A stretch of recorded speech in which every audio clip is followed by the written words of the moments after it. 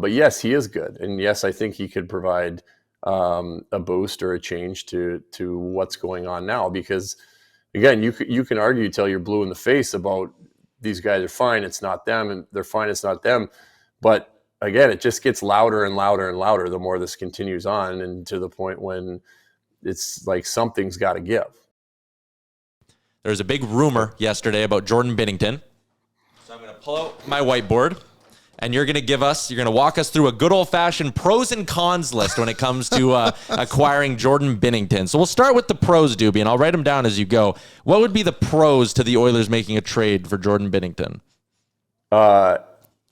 Proven winner. Okay.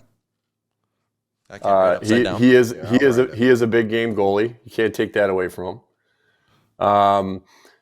You're probably not going to have to give up crazy amounts to get him. Mm-hmm. And it provides a competition with Stuart Skinner. It's not necessarily, you're not selling the farm to go get one guy. You're bringing somebody in who you can have your dueling goaltenders. I think that tracks. Yeah, I mean, that's kind of what I was thinking too, is he's a guy who's won, and the Oilers have been to a cup final, but they never won. But Jordan Binnington, as much as he's playing bad right now, he's shown up in these moments. We saw it at the Four Nations. We've seen it. When the Oilers played him earlier in the season, he actually played pretty good. Yep. And he won a Stanley Cup out of nowhere. His highs are very high. Highs are high. And you can't argue that. Low. Well, on that note, I'm switching to a red marker now. So, Doobie, let's go through the cons that we got to put on this list. Shout out to my handwriting.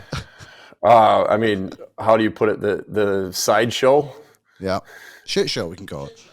I'll say that comes with the territory, right? Is that the sideshow and the I would say lack of controlled emotion, whatever, he gets. You imagine, I can't even imagine what would have conspired in a game like that. If he's in there, so that can add to the chaos as well if you can't keep that part in check. And then I guess depends what you have to give up for him. Yeah. And you could say salary cap hit as well.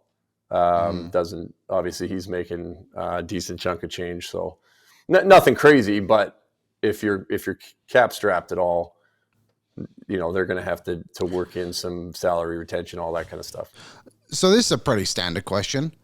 Is he good? I think that's what all Oilers fans want to know, because you look at the numbers and they just look pretty similar to Stuart Skinner. But again, like you said, he's proven he can win in the big moments over the years. And I just wonder with him specifically, with how poorly the Oilers are playing, how much of a difference is he going to make? Could his personality actually help them in a way of being like, wake up? Like, Skinner seems very level-headed. I feel like Binnington would go in that room and he'd probably throw a few sticks. Yes, he is. Yes, he's a good goalie. When you look at the whole conversation over this goalie thing is like, okay, change goalies, but who do you get? And this is kind of now, if St. Louis has put themselves in the situation that they're in, that now he has potentially become available, which is where the rumors start, and probably the best option if you're looking for that guy who could potentially become your starting goaltender.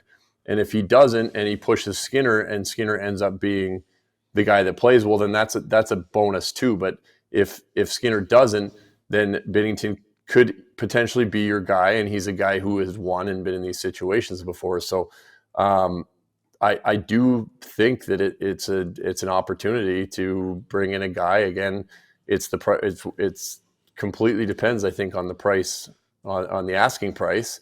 But yes, he is good, and yes, I think he could provide a boost or a change to what's going on now. Because again, you can argue till you're blue in the face about these guys are fine, it's not them, and they're fine, it's not them. But again, it just gets louder and louder and louder the more this continues on, and to the point when it's like something's got to give. What's up, Nation citizens? If you enjoyed today's episode of Oilers Nation Everyday, make sure you hit the subscribe button here on our YouTube to not miss any of our content. We got you covered from interviews, insight, analysis, everything you need to stay up to date on everything around the team. Hit that subscribe button so you don't miss a video.